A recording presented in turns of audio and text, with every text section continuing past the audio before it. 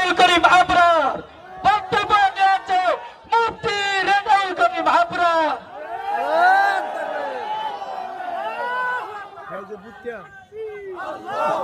আসসালামু আলাইকুম ওয়া রাহমাতুল্লাহি ওয়া বারাকাতুহু। নাহমাদুহু ওয়া নুসাল্লি আলা রাসূলিল কারীম, আম্মা বা'দ।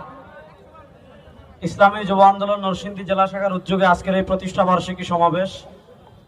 এখানে আমাদের প্রাণের স্পন্দন 2024-এর জুলাই আগস্ট গণবিপ্লবের অন্যতম রাহবার মুফতি সৈয়দ ফয়জুল করিম শাইখে চরমনাই হাফিজাল্লাহ উপস্থিত হয়েছেন। তিনি জাতির উদ্দেশ্যে দিক নির্দেশনামূলক গুরুত্বপূর্ণ বক্তব্য রাখবেন। আমি 1 মিনিটে 2টা কথা বলবো। 1 নম্বর কথা, 2024-এর জুলাই আগস্টে আমার যতজন ভাই শহীদ হয়েছে তারা ফ্যাসিবাদের বিরুদ্ধে বুক পেতে কেন দাঁড়িয়েছিল?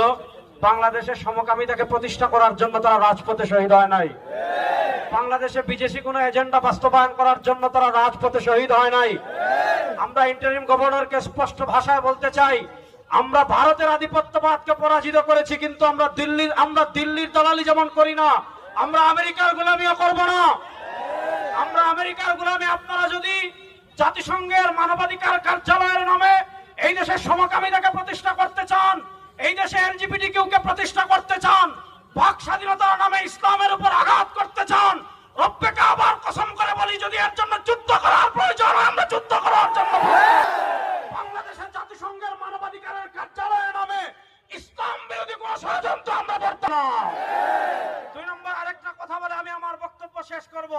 2024-এর জুলাই আগস্টের গণবিপ্লবের জন্য হয় নাই যে শুধু নির্বাচন করে একদল খুনিকে সরিয়ে আরেকদল খুনিকে বসাবো, এজন্য জুলাই আগস্টের গণবিপ্লব হয় নাই।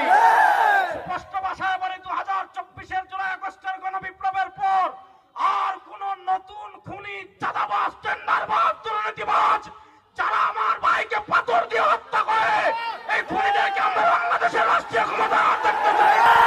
চাঁদাবাজকে বাংলাদেশের রাষ্ট্রীয় ক্ষমতায় আর দেখতে চাই না। অনেকে বলে বিকল্পকে, আমরা বলি বাংলাদেশের সব কিছুর বিকল্প একমাত্র ইসলাম। 52 বছরের জাতীয়তাবাদ দেখেছেন, 52 নিরপেক্ষতা দেখেছেন, 52 বছরে মানুষের তন্ত্রমন্ত্র দেখেছেন। এবার ইসলামকে সংসদে দেখার জন্য, রাষ্ট্র ক্ষমতায় দেখার জন্য প্রস্তুত আছেন না? আমাদের পীর সাহেব চরমনাই ঘোষণা দিয়েছেন, ইসলাম দেশ ও মানবতার পক্ষে ভোটের বাক্স একটা হবে ইনশাআল্লাহ। সুতরাং ইসলামের পক্ষে এই নরসিংদীর 5টা আসনে শান্তির প্রতীক হাত পাখা নিয়ে যারা আসবেন, তাদেরকে সংসদে পাঠানোর জন্য জীবনের সবকিছু বিসর্জন দিয়ে হলো নরসিংদীর তারুণ্য প্রস্তুত।